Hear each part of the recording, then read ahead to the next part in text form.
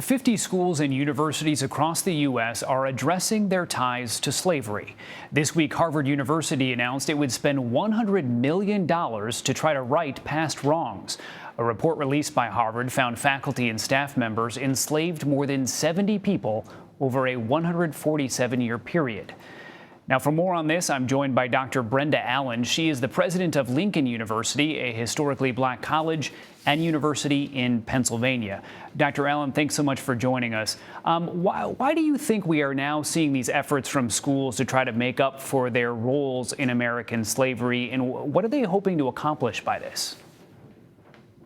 I think the conversation about reparations, generally sometimes it's called, or just really the revisiting of racial history and how it's disadvantaged and advantaged others, is a conversation that comes up periodically through the decades. I think because of the things that happened in the last couple of years around George Floyd and the Black Lives Matter movement, we are now revisiting these questions all over again. And universities, like other industries, are taking the time to sort of look at the role they may have played in some of the injustices that exist today.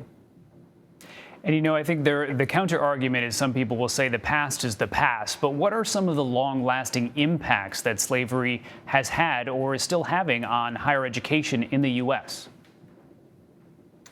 Well, you know, first of all, the wealth gap is clearly divided along racial lines. So socioeconomically, African Americans trail their white counterparts on every indicator of wealth.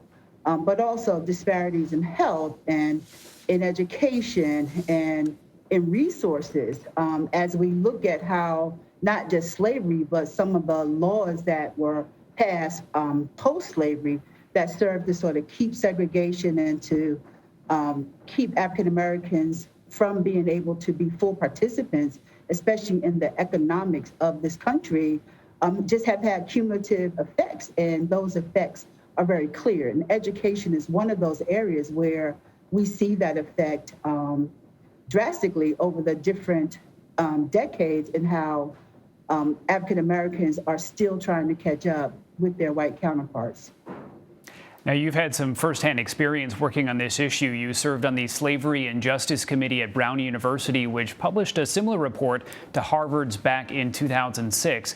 Brown says it was one of the first to publicly catalog its ties to slavery. Can you tell us more about how Brown decided to address that issue?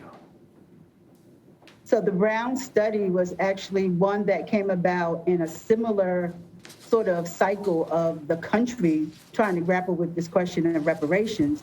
In 2000, Randall Robinson published the book, The Debt, What America Owes to Black People, which reignited the conversation about reparations.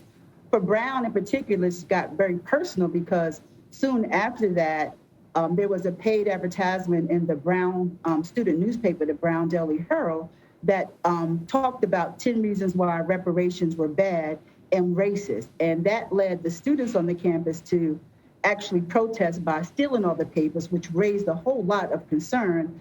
All of this happening at the time that Ruth Simmons was being appointed as the first African-American to head an Ivy League institution. And so the context of the time led to a lot of questions, not just about Brown, but soon after that, people started to put lawsuits against some large corporations, and in those lawsuits raised questions about the role of universities. And so rather than wait for someone to ask the question of Brown University, Ruth just decided to use the intellectual resources of an institution and begin to look at a very thoughtful inquiry into the history of slavery, the history of the effects of slavery, and how Brown in particular may have been a part of that and may have somehow benefited from that slave trade. And so that sent us into a two-year study to look at the question from a lot of different vantage points, right, but primarily as an intellectual exercise.